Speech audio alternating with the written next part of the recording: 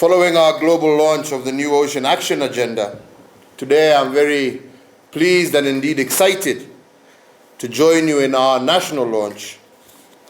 For our gathering today seeks to signify and build on Kenya's goodwill to put in place a sustainable ocean economy.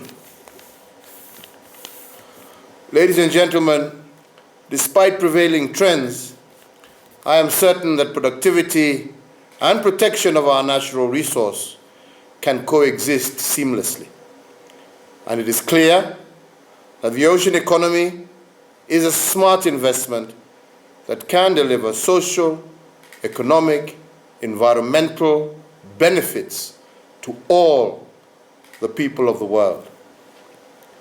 And as such, we in Kenya are keen to fully realize the potential of our 142,000 square kilometer exclusive economic zone.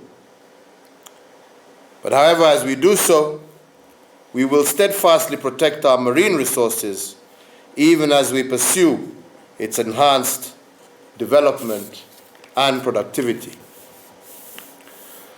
Ladies and gentlemen, the high-level panel for a sustainable ocean economy has three overarching goals: a shared understanding of the relationship between the ocean and the economy, a recognition that economic production and ocean protection must be mutually supporting, and a suite of innovations in policy, governance, markets, and incentives that will align robust economic development with protection of the underlying natural capital of the ocean.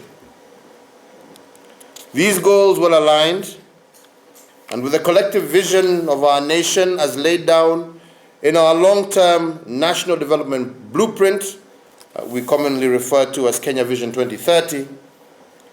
Embedded therein is a focus on the ocean and blue economy as a foundation that will complement out more familiar reliance on terrestrial-based economic activities. In addition, our 6 coastal counties of Mombasa, Kwale, Kilifi, Tana River, Lamu, and Taita Taveta have identified the ocean and blue economy as one of their 3 value chains to prioritize in their county development plans. The lake region, comprising some 14 counties within the Lake Victoria Basin and constituting about 30% of Kenya's population, has similarly also prioritized the blue economy as a key economic pillar. So, ladies and gentlemen, we recognize that ocean knowledge and technology are more developed today than ever before. But despite that progress, our understanding and our ability to manage ocean resources sustainably continues to be hindered. And to reverse this trend, we in Kenya are taking the following measures. Number 1, we are committed to harnessing ocean science through support of scientific research and monitoring, as well as scaling up integrated local to global observation, including indigenous knowledge and research to better inform decision making. Secondly, Kenya recognizes the potential benefits of the UN Decade of Ocean Science for Sustainable Development that will run from 2021 all the way through to 2030. Our marine scientists are at the foremost of ocean research in the African continent, and my government will continue to give them full support to take advantage of this period, during which sustainable management of ocean resources will be strengthened. Thirdly, the availability of reliable, up-to-date, accessible data is essential for integrated and sustainable management of the ocean and coastal resources and environment. Kenya has been working closely with the Intergovernmental Oceanographic Commission of UNESCO to ensure availability and accessibility of such data in the region. We currently host UNESCO's Intergovernmental Oceanographic Subcommission for Africa and the adjacent island states at the UNESCO Regional Office for Eastern Africa here in Nairobi. Number 4, Kenya is a member and actively contributes to the Global Sea Level Observation System, which is a network of 300 sea level monitoring stations around the globe. We have 2 stations here in Kenya located in Mombasa and Lamu that are dedicated components of the Indian Ocean Tsunami Warning System. And we also have deployed Argo floats that collect air and sea climate data as part of the global network. Number 5, Kenya hosts a regional training center established by the Intergovernmental Oceanographic Commission at the Kenya Marine and Fisheries Research Institute in Mombasa, which equips experts from the region with skills for processing and analysis of data, and which also maintains several regional ocean databases and directories, providing useful information for the management of ocean environment and ocean resources. So, ladies and gentlemen, my government actively seeks to implement sustainable economic development strategies for our people. And in this regard, we have taken a decisive step to honor the commitments Kenya has made in the past regarding sustainable ocean economy, and these include investing heavily in reviving the fisheries sector in our country, and we recently completed the first phase of the Kenya shillings 318 million Liwatoni fisheries complex in Mombasa.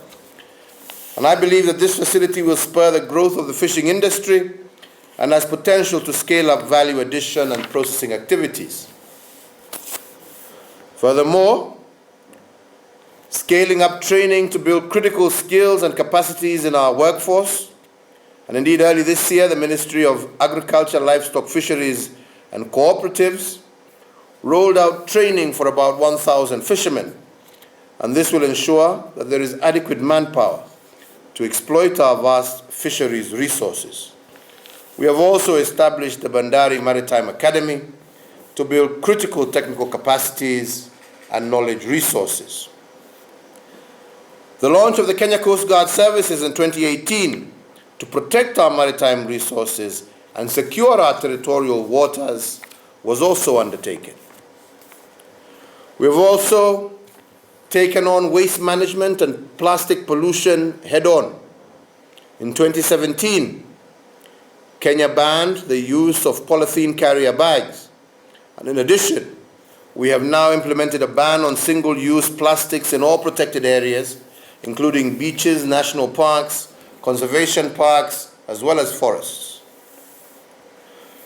We're also developing a conservation strategy to address the ever-growing threats to fragile seagrass and coral reef systems, and this strategy seeks to promote biodiversity conservation, safeguard livelihoods of coastal communities, as well as spur comprehensive and focused scientific research. And that is why I'm very happy today to especially see Mama Fatuma, who we visited together with General Mwadede, and I'm glad to hear you're doing well and progressing well. Congratulations and well done. We're working also with local communities to restore the mangrove system in our coastal region. And as an example, through the support of the Kenya Maritime Fisheries Research Institute, the Mikoko Pamoja project has recently been able to restore almost 10 hectares of mangrove forests.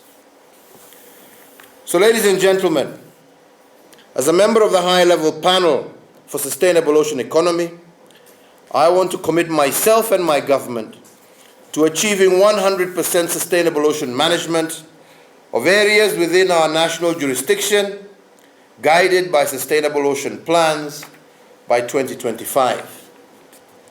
I am happy to note that we have taken the first bold steps towards achieving a sustainable ocean economy, as Kenya's Maritime Spatial Plan is already in the making. With support from UNESCO and the World Bank, the pre-planning phase of the MSP has been launched, and we will work closely with our partners from across the globe to make this a reality and to use it as a basis for our sustainable ocean plan. To support our efforts of attaining sustainable ocean management, Kenya is also a member of the Global Ocean Alliance, and this is a group of countries that has grown from 10 to 30 now in just the past 1 year, which have agreed to protect 30% of their maritime habitats by 2030 in highly protected maritime areas. These areas will assure minimum negative impacts to ocean ecosystems. And in Kenya, we will promote co-management with fishing communities and users in order for us to be able to meet this target. While we continue to work towards defining and actualizing our sustainable ocean agenda, it is apparent that these efforts will require regional collaboration and engagement due to our shared dependence on ocean and common vulnerabilities. Collaboration among states in matters related to oceans is challenging, but ultimately necessary. I am pleased to note that we are already collectively engaged with countries in our region on matters such as maritime environment, fisheries, shipping, as well as seabed mining. So, ladies and gentlemen, as I conclude, I just want to join my fellow high-level panel leaders in celebrating the global launch of our new Ocean Action Plan, and I urge our neighbors in the Eastern and Central African region to join us as we collectively work together in taking bold steps to accelerate, scale up, and increase the financial as well as promoting the healthy management of our oceans. In this regard, I affirm my administration's commitment to make every effort to ensure that we realize the full potential of our maritime resources and participate effectively in the advancement of the sustainable ocean economy. I thank you all. Asanteni sana. Let's continue to work together, keep up the great work, and I am sure we shall succeed.